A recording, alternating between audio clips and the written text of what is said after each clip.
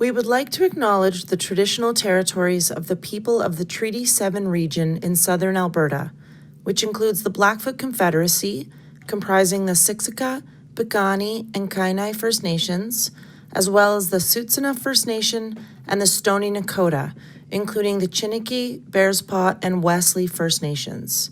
The City of Calgary is also home to Métis Nation of Alberta, Region 3.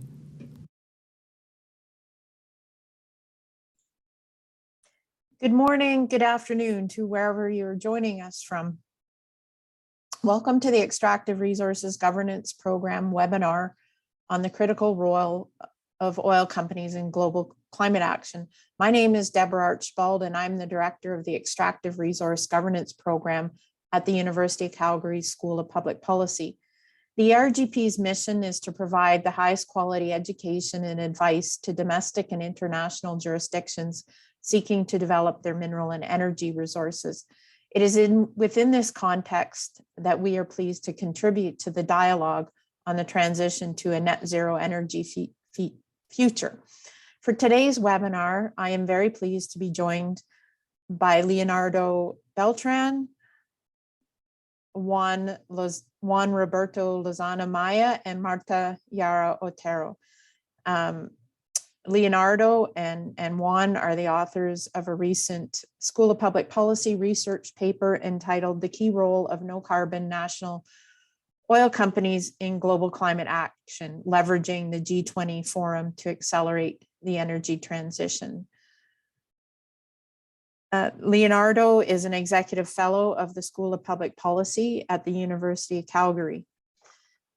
He is also a distinguished visiting fellow at Columbia's University Center for Global Energy Policy and a non-resident fellow at the Institute of the Americas. He is also serving his second 3-year term on the administrative board of Sustainable Energy for All. Mr. Beltran had a distinguished 13-year career in public service in the government of Mexico, including the longest serving Deputy Secretary of Energy from 2012 to 2018. In this capacity, he led the ministry's coordination of Mexico's national energy strategy, a policy document that served as the foundation for energy reform in Mexico. Before serving as the Deputy Secretary of Energy, Mr. Beltran held other leadership positions in the Ministry of Energy, including Director General for Information and Energy Studies. He holds a master's in public administration and international development from the Harvard Kennedy School and a Bachelor of Science in Economics from ETAM in Mexico. Juan Roberto Lozano Maya is a senior specialist in the design and implementation of energy cooperative projects and public policies. At Mexico's electricity independent system and market operator, he founded the Institutional Affairs Unit, which he has led since 2016 to address the organization's international and government affairs. His academic research has centered on governance mechanisms of international energy initiatives and has appeared in institutional publications, books, and peer-reviewed journals. He holds a Master's of Science in International Management with Merit from the University of Liverpool and a BA in Economics from Mexico's National Autonomous University, or UNAM. Marta Otero is the former president of ANCAP administration, the National Administration of Combustibles, Alcohol, and Portland in Uruguay. After more than 20 years working internationally at Royal Dutch Shell, Marta left her position as president of the Shell companies in Mexico to join the energy industry in her native Uruguay. She graduated with a chemical engineering degree from the University of Buenos Aires and received her MA in Strategic Financial Management at Kingston University in the UK. She has also participated in executive education programs at IMD in Lausanne and Harvard Kennedy School of Government. In October 2021, Leonardo and Roberto published a School of Public Policy research paper that explores the role that national oil companies, or NOCs, can and should play in the reduction of carbon emissions to achieve a net zero future. And given that emissions from NOCs are third in carbon emissions after China and the US, they can and will play a critical role in reducing carbon emissions. Leonardo and Roberto will present their thoughts and findings, and then I will ask Marta to provide her reflections on their findings. After that, we will open up the floor for questions and answers. I will be monitoring the Q&A, so please put your questions in the Q&A box at the bottom of your screen. And as I said, at the end of the presentations, we will pose some questions to the panelists. Thank you. And now I will turn it over to Leonardo and Roberto.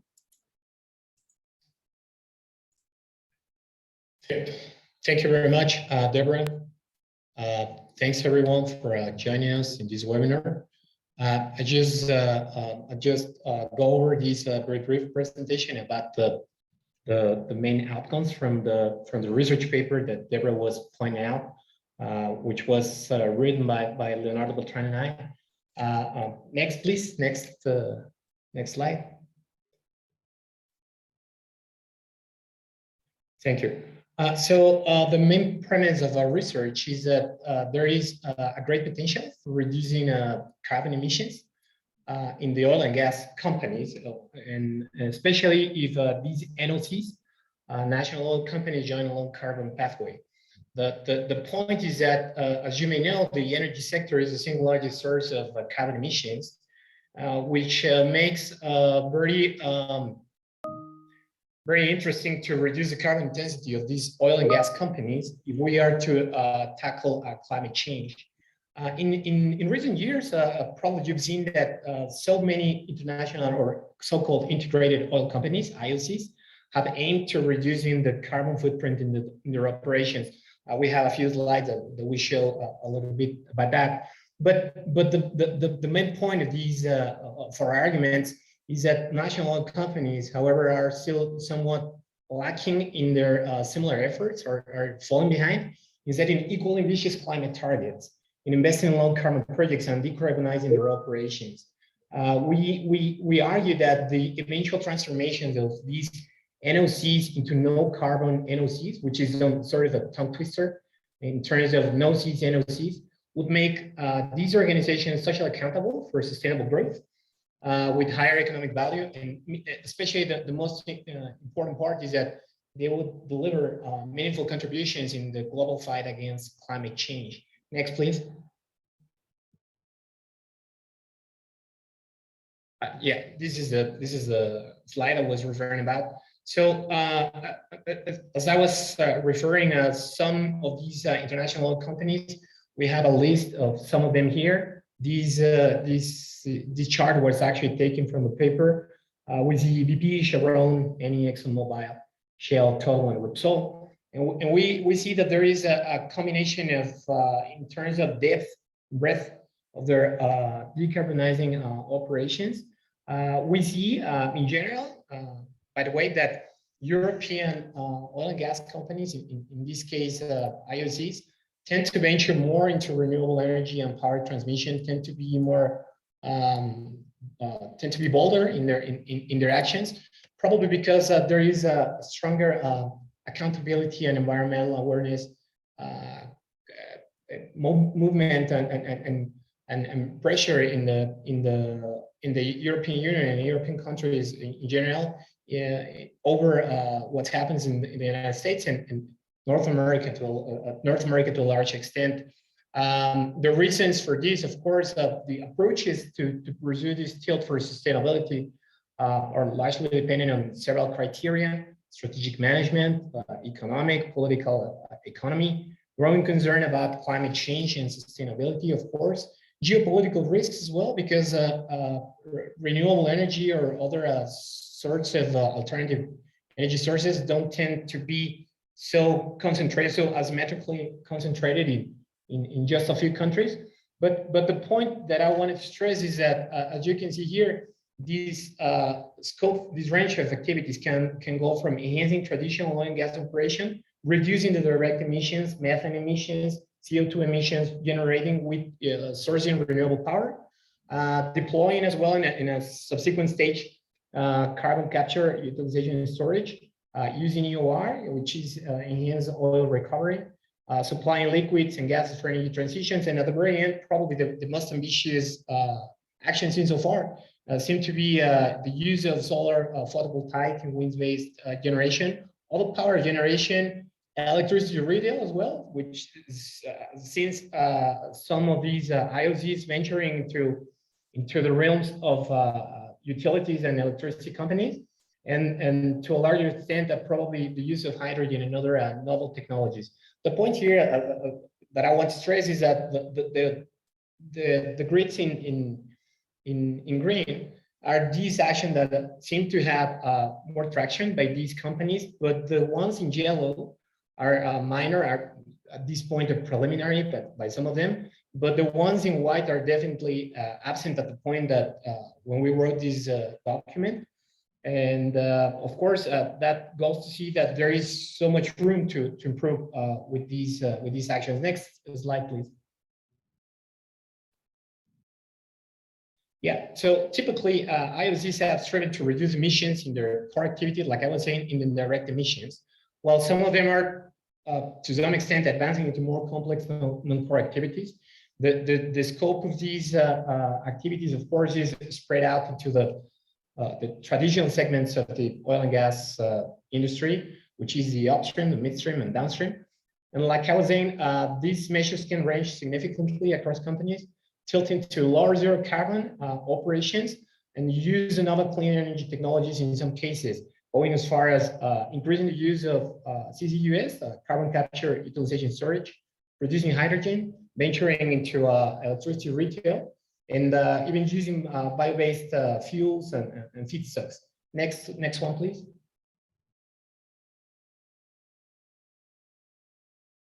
Yeah, but the point and the bottom line of these research and the arguments by other scholars and researchers is that in order to be meaningful, the decarbonization in the oil and gas industry must involve a full scope of associated emissions. And speaking of this, I will just briefly touch in terms of this scope or range of emissions in terms of the scope 1 direct, like you can see in the arrow in the middle of the slide, which tends to be with what the company can really control, which is the company facilities, the company vehicles, the direct emissions resulting from their operations, methane emissions, fugitive methane emissions, leakages, everything. But of course, this is the direct, the most controllable part of the scope of emissions. Then there comes the scope 2, which tends to refer to the kind of energy that is sourced, that is used internally for their operations. So in terms of these, most of the activities that we've seen so far in the oil and gas industry tends to do with these reducing direct energy emissions. But the point, the bottom line is that if we are to achieve meaningful reductions emissions, we need to target the scope 3 emissions, which basically means that this sort of this has to be with the products that are delivered, that are marketed by these oil and gas company, which is basically fuels, and the fuels that we use in the end use sectors, which basically means that in order to be really sustainable, these companies will need to change their business lines and start delivering other sort of products or very low carbon or even zero carbon intensive. So that's the main point in terms of this. I just wanted to give you a figure in terms of emissions. On average, the scope 3 emissions represent as much as 80% and 75% of the full cycle emissions for oil and gas, respectively, which basically means that the lion's share of if we are to reduce emissions in the oil and gas industry, is here, is in scope 3. But so far, so very little has done. And next slide, please. Our point is that so little has been done with these publicly traded companies, IOCs, but even fewer actions have been implemented by the NOCs. So these NOCs, of course, state-owned companies in charge of exploring, extracting the hydrocarbons, natural resources, we believe that they could follow many IOCs in diversifying their activities to non-core operations, reaching low carbon technologies and clean energy generations. Just for your information, the NOCs are dominant industry players. They hold the majority of assets and account for a large share of emissions in the global energy sector. Just for reference, out of the 15 NOCs with crude oil production levels over 1 million barrels of oil equivalent in 2018, which means the largest one, the joint volume of greenhouse gas emissions emitted by only 7 of them would be roughly equivalent to Canada's total emission during that same year, 2018, roughly equivalent to more than 550 million tons of CO2 equivalent. So this goes just to show that the great potential of decarbonization and reducing emissions and combating climate change there is in these NOCs. If they of course are to target these scope 3 emissions and implement these low carbon corporate strategies, we also believe that governments are expected to explore these actions very eagerly. Of course, in the phase of climate change, the mounting pressures on climate change, which is called by so many people a climate crisis now.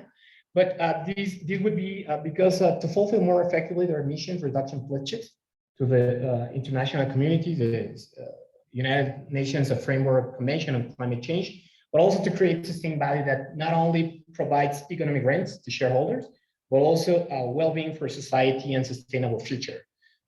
Next one, please. I would also like to point out to the geopolitical effects of this. Yesterday, I was reading President Biden's quote in Twitter about what's happening in Russia, of course. But the point is that he said that this crisis, what's happening, is a stark reminder that we need to protect our economy over the long term. We need to become energy independent. It should motivate us, what's happening, to accelerate our transition to a clean energy future. So this goes just to show how important it would be to decouple from these dependence on fossil fuels and decouple as well. I mean, reduce the dependence from Soviet countries that actually hold the majority of these assets. Just to finish and pass the voice to Leonardo, according to the Natural Resource Governance Institute, in 2019, out of 61 countries which own NOCs, national oil companies, at least 15 of them were regarded as NOC dependent, which means that the revenues collected from the extractive activities made up more than 20% of the government's total revenues. So this goes to show that if we really implemented these energy transition through the NOCs, probably some substantial effort could be gained in the long term to the benefit of all the world. Leonardo, I pass over the voice to you. Thank you. Thanks very much, Robert. And let me take this opportunity to thank Deb and Freddie for this wonderful webinar that we are hosting. And certainly Christine and Alem in particular, which were the ones helping us making this happen. Marta for joining us in this discussion, in which we will learn a lot from a person that has a unique experience, not only encompassing an international oil company, but also a national oil company, and certainly to Roberto, my co-author.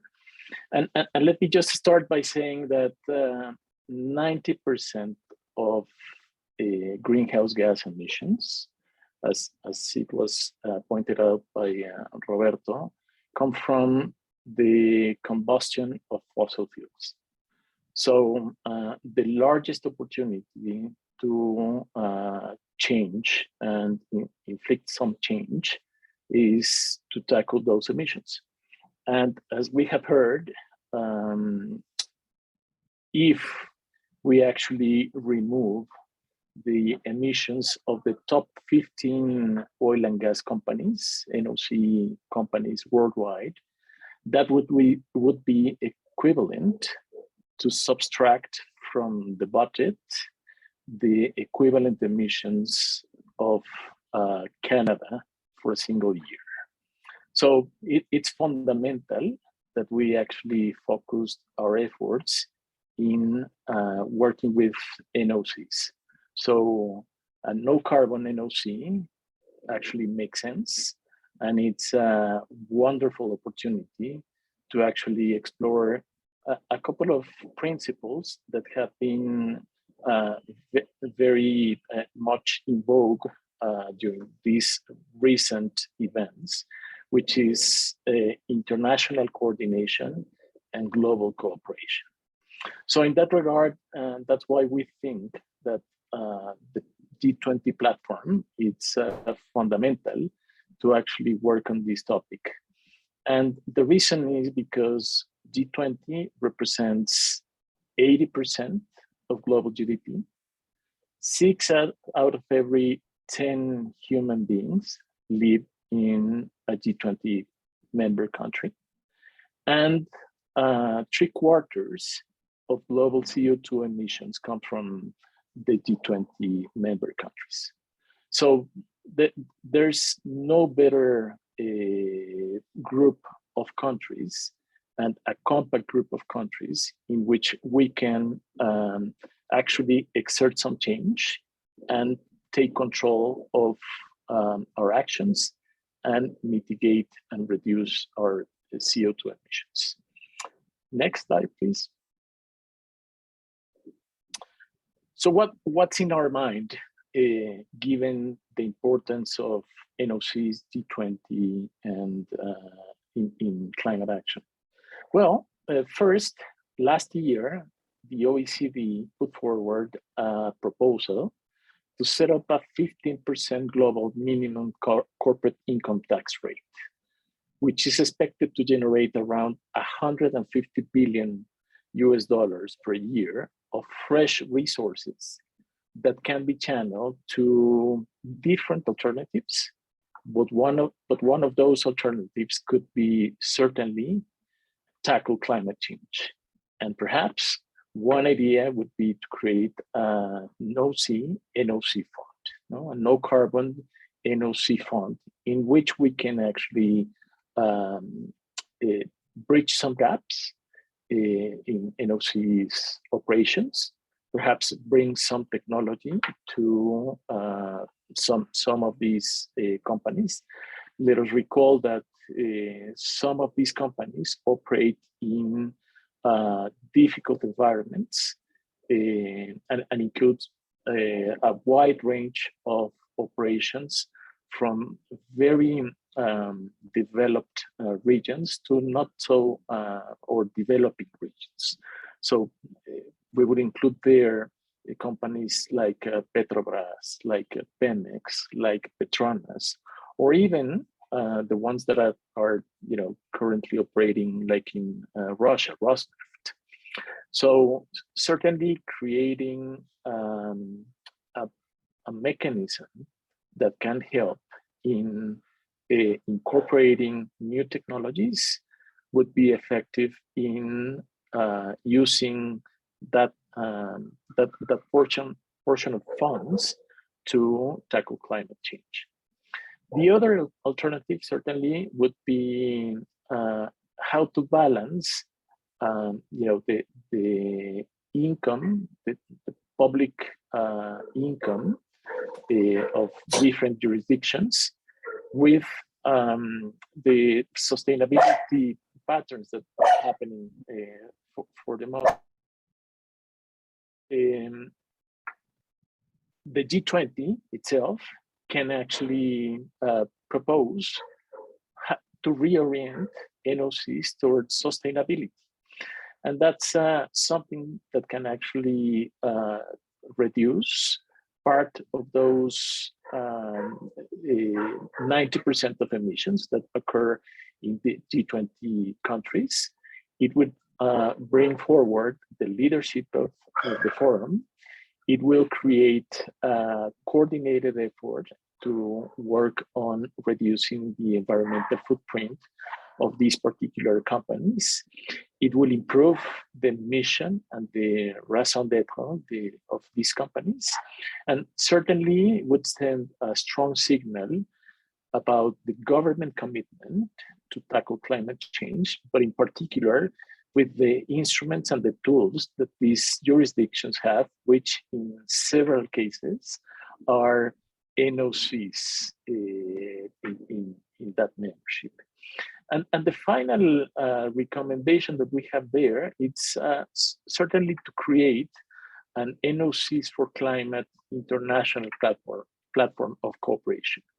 Again, perhaps there's some background initiatives like the Oil and Gas Climate Initiative, but that has been proved a little elusive for NOC participation. As of today, there's only 4 remaining NOCs companies working there. So perhaps if the G20 align those interests of their fiscal sources of income, along with environmental action, then with the tools, these powerful tools that are their own NOCs, they can actually create some change. So if you would like to go into more detail and depth around these policy proposals and the landscape of NOCs in climate action, we invite you to visit the following website, please. Next slide. And download the paper, which will have all this information in detail. And we certainly look forward to hearing your comments, inputs, and enrichment of our proposals. Thanks very much. Thank you, Leonardo and Roberto, for that very thought-stimulating presentation. I mean, clearly, NOCs do have a role to play because of their significant carbon emissions. And I'd like to actually turn it over to Marta now and ask her for her thoughts and her reflections on your findings. Thank you very much, Deborah, and I extend the thanks to the whole team of the University of Calgary School of Public Policy. And thank you very much, Leonardo and Roberto, for your research and the excellent presentation. You painted a very accurate picture of where IOCs are in the transition. And you also pointed to the fact that NOCs tend to lag behind. I guess those are facts. And we probably all agree. We hopefully also agree on the scientific diagnosis related to the concentration of greenhouse gas and the need to curb emissions. The paper addresses certainly a most vital topic, climate change, which competes with other critical issues, COVID, the invasion in Ukraine. It's issues that are really striking the global economy and affecting people in every corner of the world. So keeping the issue of climate change on the agenda, it's a challenge, and deepening the conversation around it is important. So thank you for that. I guess if we agree on these 2 points, my job is to find where are perhaps the somewhat debatable points. Maybe when we start digging deeper about what is hindering a faster transition. I believe it's important to ask the question in order to form an opinion about any potential enablers towards a solution, which is actually the purpose of your paper. So I would say we have seen that IOCs basically react. They react maybe to regulation, state intervention, those have been tightening, but it's not really driving the transformation in my view. They rather react to shareholders and to society.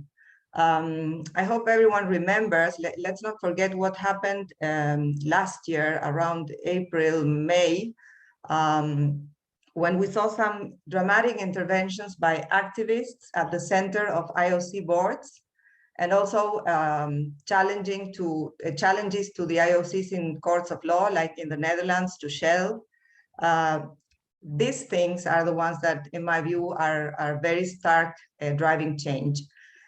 We know that investment in energy is not flowing at the usual rates towards fossil fuels anymore, but it's not flowing into renewables at the necessary speed either. So what this generates is an overall gap, which is actually very risky. It will lead to disruptions and probably to social backlashes, which can derail the climate goals.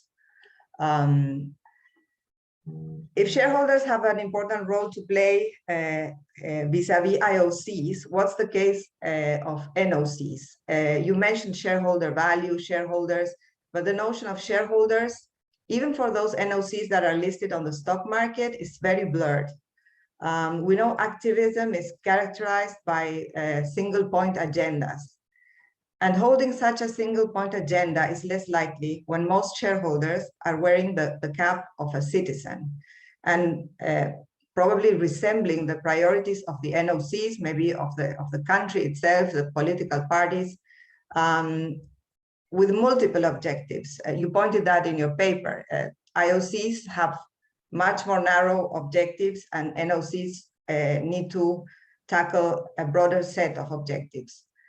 So I question what is really value to shareholders in concrete terms when we're talking about NOCs. And I need to add that when we talk about shareholder value, good governance is a prerequisite. And governance for NOCs, I'm not sure. Good governance is something, is a box we can tick everywhere. Another aspect, which I think you pointed out, but I wanted to stress it because I think it's really relevant, is that what may hinder the transition by NOCs is possibly the resistance to abandon a paradigm that is very instrumental to the centralization of revenues and power. The technical solutions that will enable the transition, as you also pointed out, tend to be much more distributed forms of energy supply, from small-scale power generation and storage to charging stations. It's a market structure that creates different market dynamics.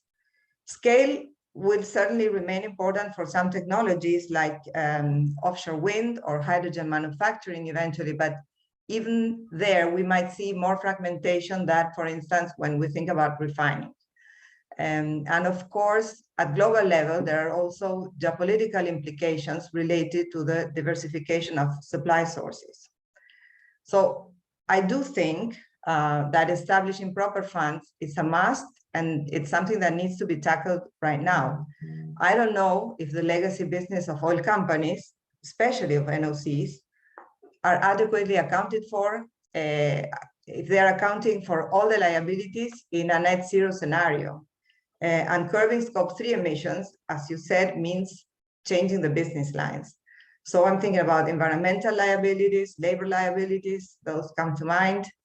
And those funds need to be generated now. If you think where we are in the life cycle of the industry, it does not make sense to wait until the business runs out of cash. So yes, dear Leonardo and Roberto, I subscribe to the idea of a fund for supporting NOC's energy transition. And as I said, I certainly commend the research and the advocacy. It's really by fostering the informed debate and advocating in academia and political and social organizations that the necessary momentum is generated to drive these transformations. Perhaps this moment right now, with all its bad connotations, will drive a shift in the geopolitics of energy supplies that brings something good for the planet in the long run. Although I have to say that unfortunately G20 in particular, and of course you couldn't have known this when you were writing the paper, right now it is difficult to foresee how that is going to function in the short and medium term, because of course Russia is a member. So with this, I very much look forward to the Q&A session, and I'm very delighted to be able to participate in this conversation. Thank you. Gracias, Marta. I just want to take a moment to ask Leonardo or Roberto to give any final thoughts or reflections, particularly on some of the ideas that Marta has put forward. Yes, certainly. Thanks very much. And I fully agree with Marta in terms of IOCs reacting to regulation. So that's one of the reasons why we decided to focus on NOCs, because typically governments are the ones best equipped to actually change the landscape, not only the political landscape, but the whole landscape of any jurisdiction. And then they can create the incentives to make something happen.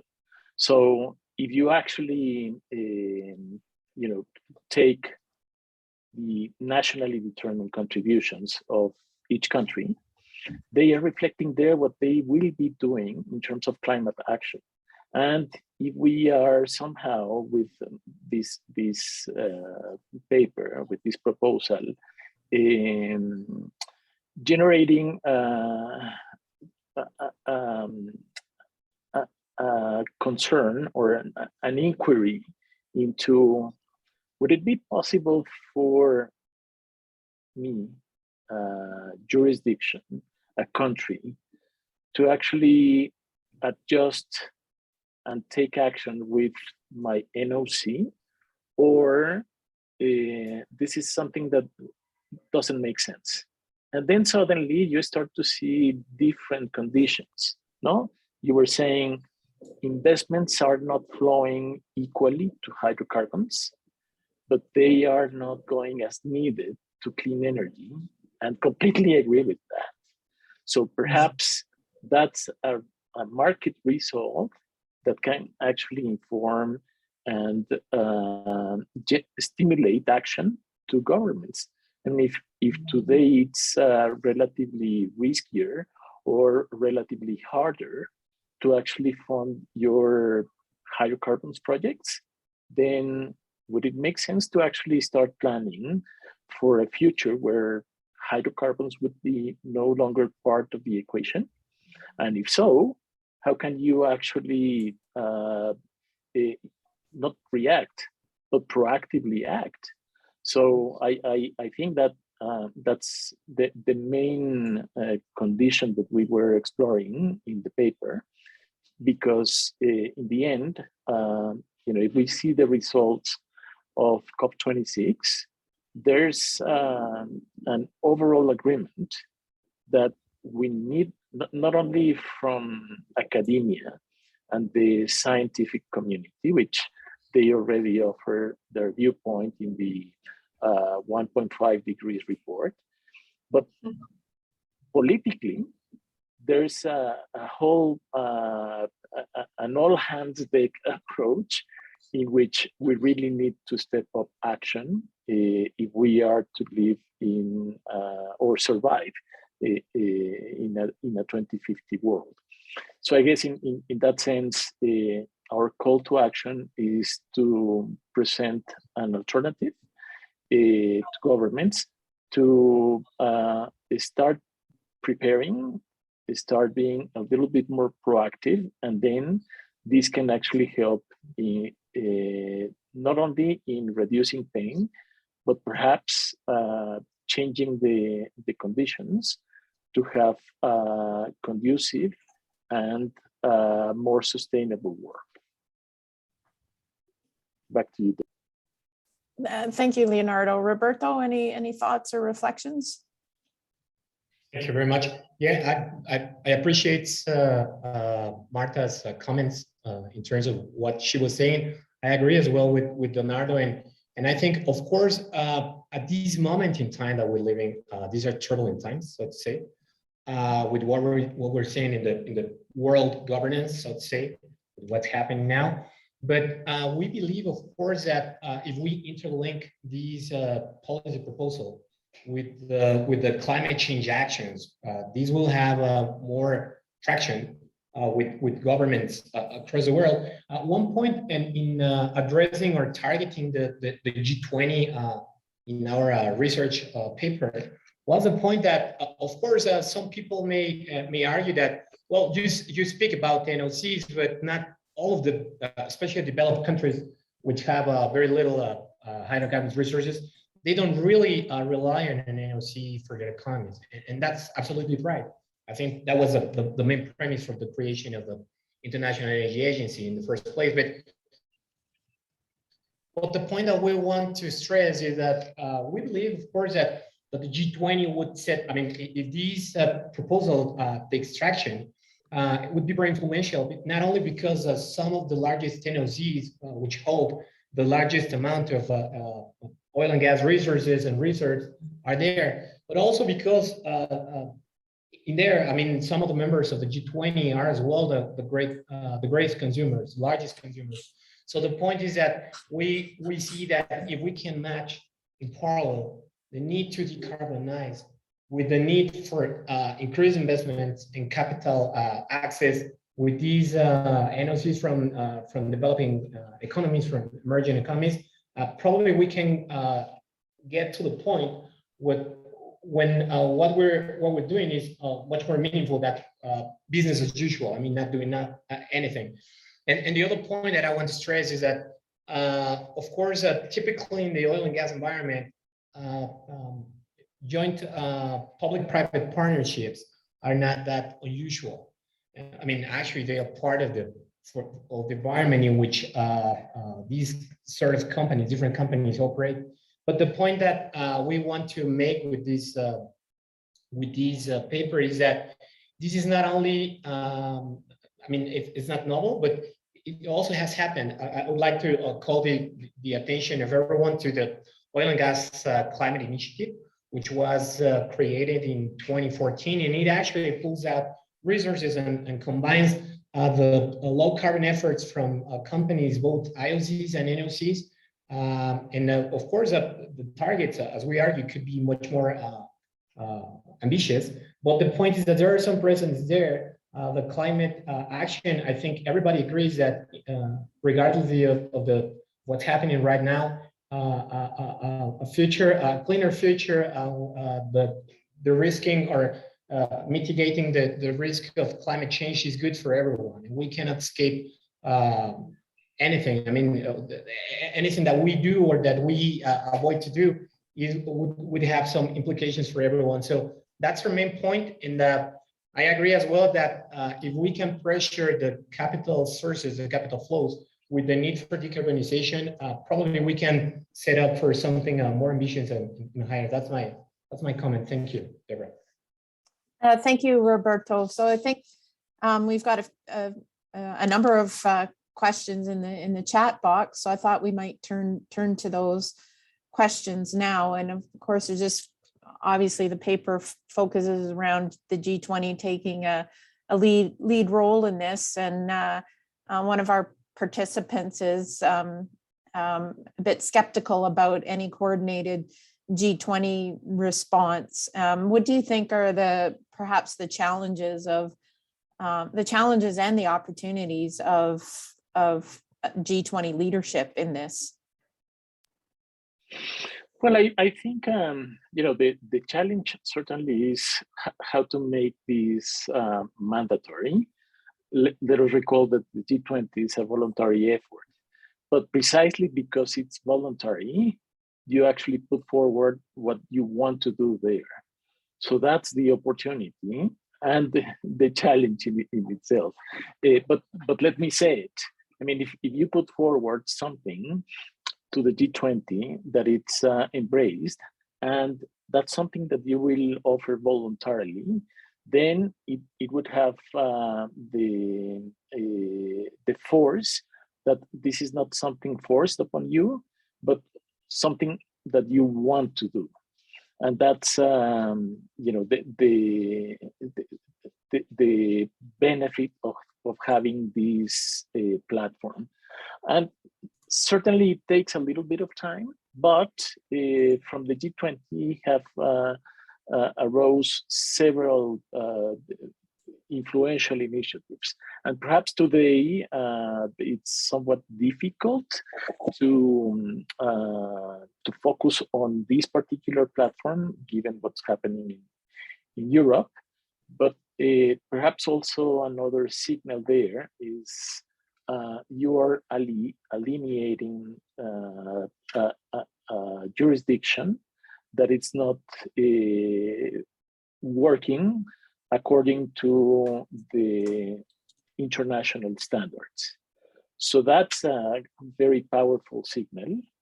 And the other signal is that we are facing a cost, but we are willing to coordinate and cooperate against someone that wants to be outside of the standard practice.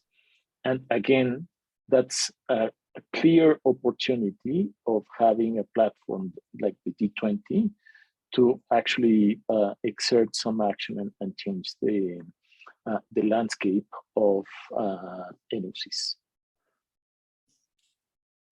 Thank you, Roberto, or sorry, Leonardo. It's just following on this thread of the G20, and you know, one of our attendees says, you know, cooperation is all well and good, but the view is that voluntary standards are, as opposed to mandatory standards, are not likely to have much effect. Can you provide some commentary on the kind of governance framework that you think might work to achieve these goals? Sure. And actually last year, there was a voluntary effort to create this global methane partnership. And that arose from basically a G20 member discussion. So it can born as a voluntary proposal, but then eventually you will have to get into something mandatory. And that was then undertook by the UNFCCC framework. So I am envisioning something that is being worked out at the G20 level. And once it has traction, the idea, then certainly can be advanced towards a mandatory effort, which again is something similar of what happened with the OECD proposal regarding this minimum global corporate tax rate, which as of today, it's voluntary, but they are working on the mechanics to make it mandatory. So I would not dismiss the powerfulness of a voluntary platform that eventually can be advanced into a mandatory effort. Roberto or Marta, any reflections or anything to add? Okay, so now, you know, we have someone asking a bit more of a financial related question. So McKinsey's net zero transition report estimates a required additional spend of about 3 trillion per year. How much impact do you expect the 150 billion NOC fund would have? Well, I mean, certainly it sounds like it's needed an order of magnitude above of what it's offered by this global corporate tax rate. But let's also discuss that this is not the only source to actually make that happen. Last year during COP, there was this Global Finance Action Network, the GFAN initiative, in which the all private sector came up with 130 trillion worth in global assets that could be put forward for executing or making climate action the backbone of those resources. So, I mean, perhaps it's a drop in a whole bucket, this 150 billion, but there are also ways to make that have a bigger bang for the buck. And let me say that, for instance, typically if you set up a fund that guarantees investments, for instance, in Mexico, we created a fund worth of $100 million to promote investments in energy efficiency. And that leverage $13 per each dollar that we inputted into the guarantee. So in the end, we had 1,300 million US dollars in investments coming out from guaranteeing part of those resources if something bad happens. So you can actually envision creating these type of financial instruments to actually leverage and reach from billions to trillions. And Marta, you want to something you can share with us there? Yeah. I just wanted to say that part of these massive amounts of money need to go to towards closing the investment gap in energy overall, because we are not seeing the investment levels of 2014. So I think that the possibilities to leverage 150 billion is not insignificant at all. I agree fully with Leonardo. Much of the investment will be driven by market and to meet the demand. Gracias, Marta. We've got a lot of questions here. I'm going to try and cover the landscape a bit more broadly. And the next question I want to pose to you is related to some of the tech solutions. So the question, the question is that geological sequestration is a massive tool available to the planet with knowledge and assets held by NOCs and IOCs. Additionally, we need to sequester directly captured and biocaptured carbon and sequester them geologically. How do we incent NOCs and IOCs to work with biotech companies and combine these two very important climate change mitigation tools?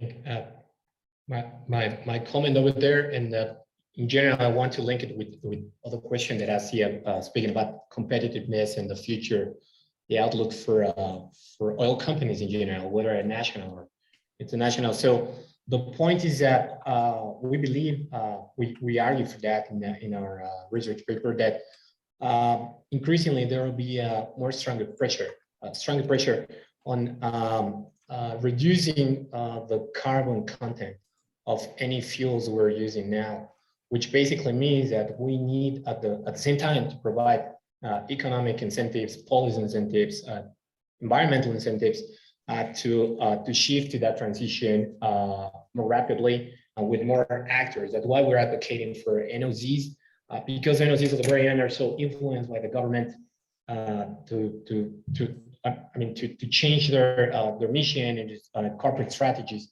So the point is that we argue that these transition, a faster pace of transition would be beneficial to push for these technological change, technological corporate organizational change in NOCs in particular. And of course, they will need to pull resources through the cooperation with the IOCs. I read someone was asking whether at the very end national oil companies will be the only ones to remain in the oil and gas scene.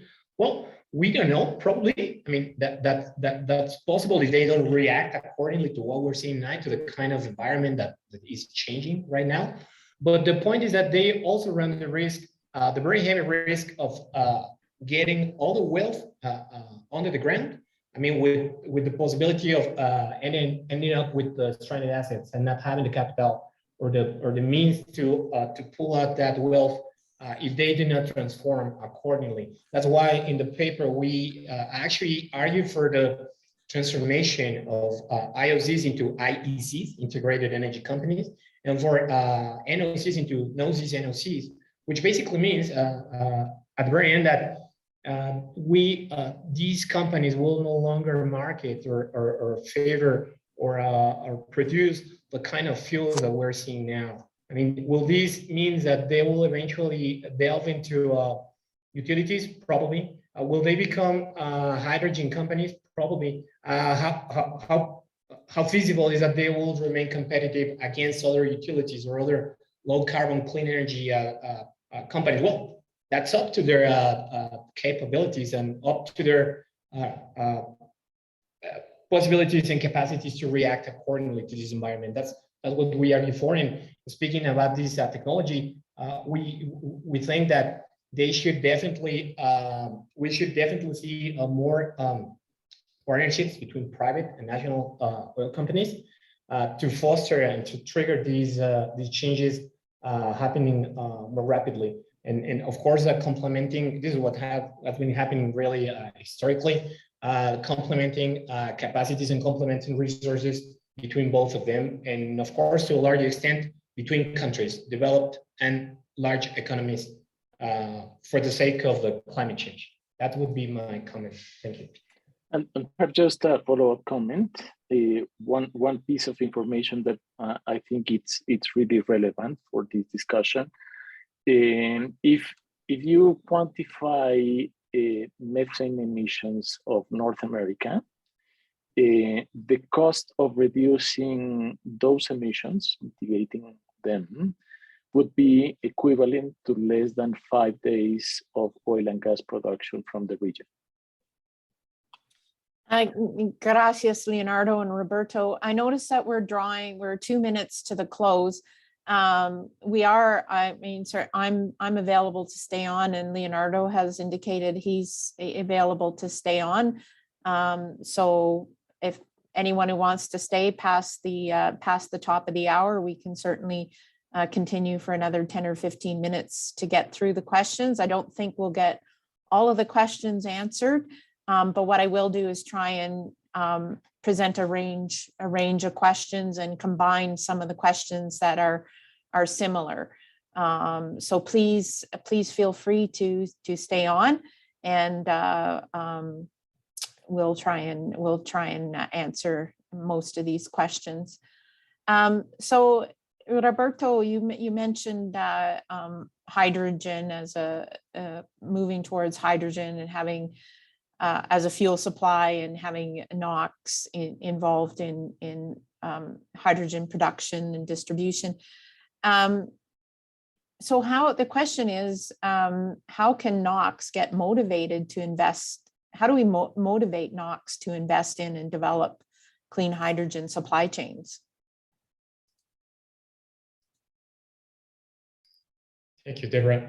Yeah, I think for NOCs in general to invest in low carbon options, I mean, whether hydrogen or not, I mean, they really need to be given the incentives. We argue that, of course, these incentives could be provided in terms of the capital access to these source investments, that the carbon content of each of these projects and eventual fuels that will be delivered.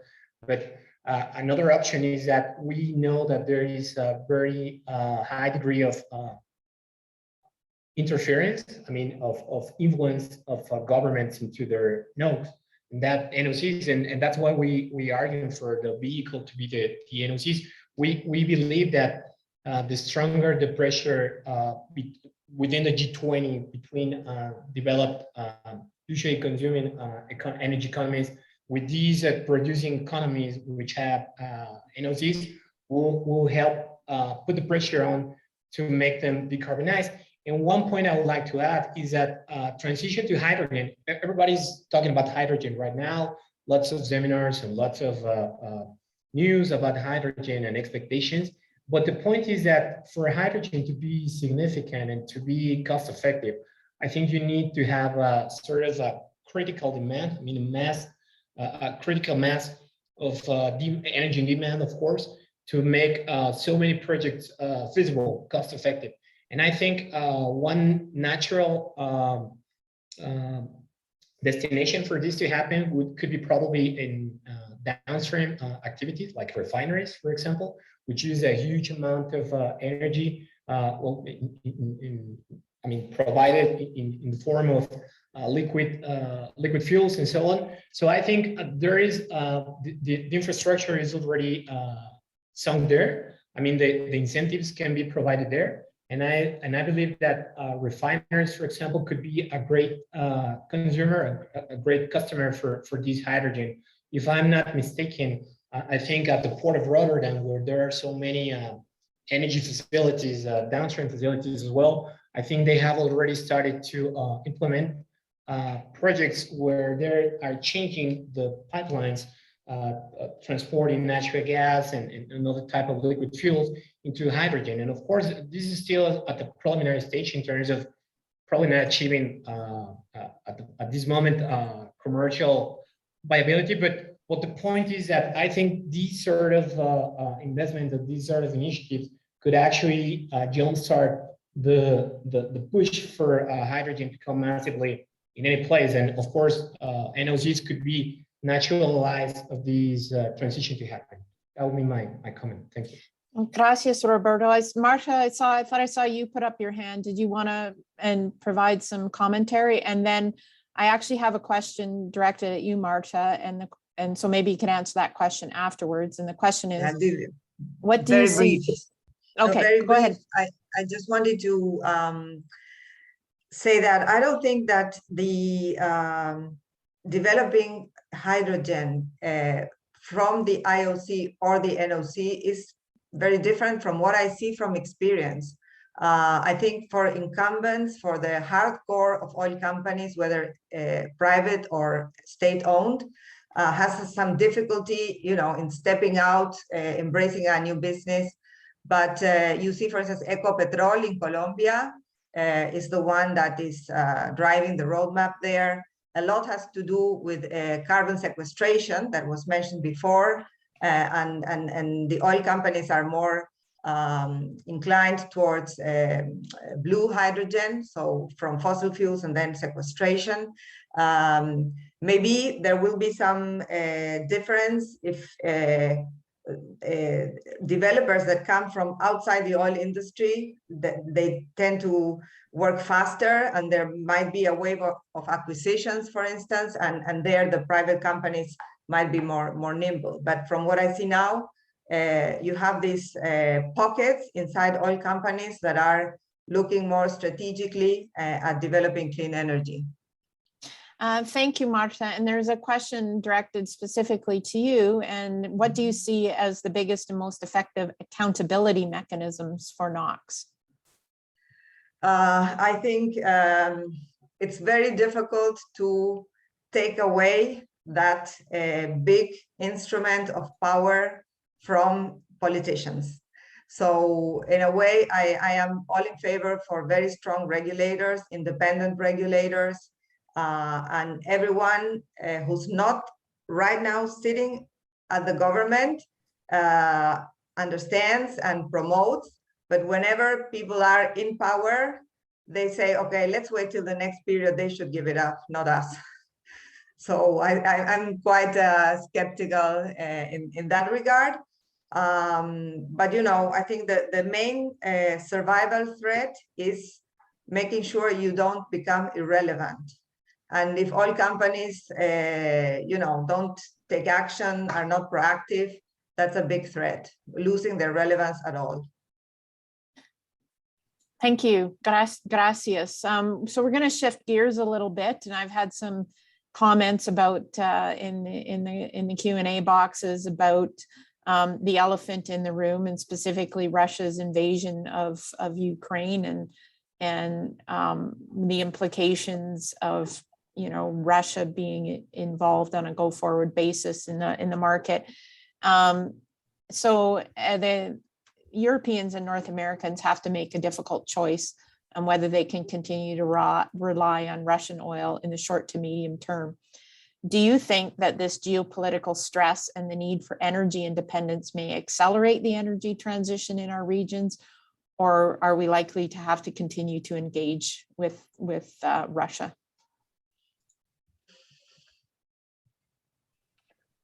Leonardo, you want to tag? You're gonna be the bow of the ship here. Well, I mean, again, as we were discussing, I think there's, this has showed that today we have a relatively well understood rules of the game. in which somebody that deviates from those standards become an outcast, and I see the international community creating this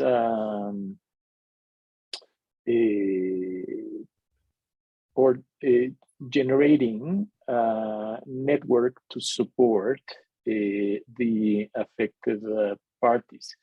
So I guess there's no doubt that something is wrong. Actually, to the one that created the conflict has that has become really clear. The sanctions are natural.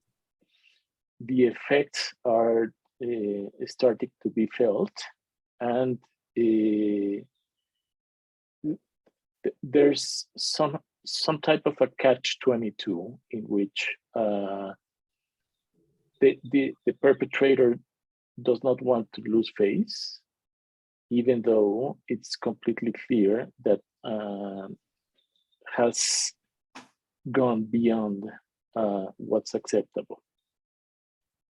So with that, I would say that and let me say this as well. Recently, Larry Summers said, if we are to face a couple of percentage points of inflation because we are maintaining global order, let us not lose focus on what's the priority.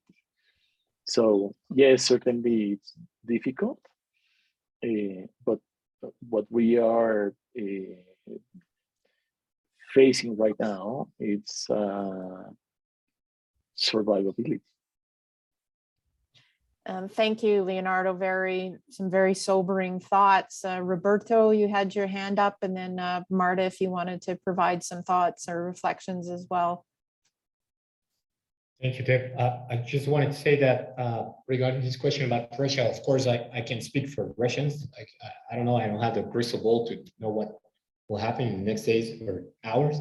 But one thing for sure is that by appealing, like we were saying in the paper, like appealing to a premier forum for cooperation, for dialogue, like the G20, we believe that these differences, of course, probably can be settled, especially considering that within the G20, Saudi Arabia participates as well. Somebody was speaking about Saudi Arabia. So the point is that no matter what happens, I mean, in the near future or in the medium term, we see that the sanctions are biting hard on Russia, probably not at this very moment, but they will bite, of course. Somebody was speaking about Russia tilting much more to the Eurasian bloc, to engaging much more deeper with China. Well, we don't know what will happen, but the point that in the G20, China participates as well, and that's what we're arguing. We're advocating for coupling or matching these economic incentives, climate incentives, organizational incentives, political incentives, and in turn to forge a vision that no matter what the nationalistic or particular desires and objectives are, I mean, for any particular country, I mean, in this case, regarding war and invasion. But the point is that at the very end, the best solution is to come up in terms with generalized or shared economic growth.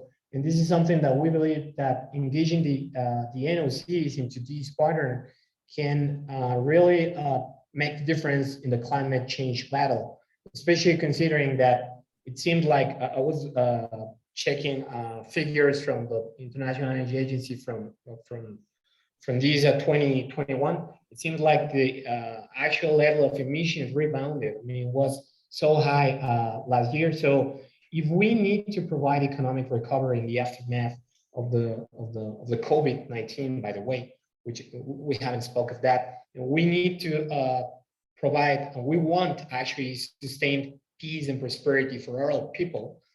We believe that one of the probably most effective policies would be engaging the NOCs and eventually pushing harder into this transition to the couple from the use and the dependence of hydrocarbons, and of course foresee a cleaner future. That would be my comment. Thank you. Well, gracias, Roberto. And Marta, I'll turn it over to you for some final reflections, and then we'll close the day off on this heavy topic. Thank you so much. I think it's important really that the climate transition issue stays on the agenda, and we have spaces like this for an informed debate. Thank you very much. Thank you, Marta. And with that, I'll bring our discussions to a close. So I want to thank everyone who attended. Obviously, I want to thank our esteemed panelists. I think we had a really good, broad-ranging discussion, and that is that is because of the depth and breadth of knowledge and expertise of our panelists. So I want to thank Leonardo Beltran, Roberto Lozano, and Marta Otero for their time and their efforts, and sharing their knowledge and their insights with us. I want to thank everyone who attended. Learning, education, and research are critical components to achieving any goal, but most importantly, the goal of achieving a net zero future. And everyone who attends and learns and adds to their base of knowledge is working towards that future. I want to thank Christine Verdonk and her team here at the School of Public Policy. Actually, I think Christine is the team.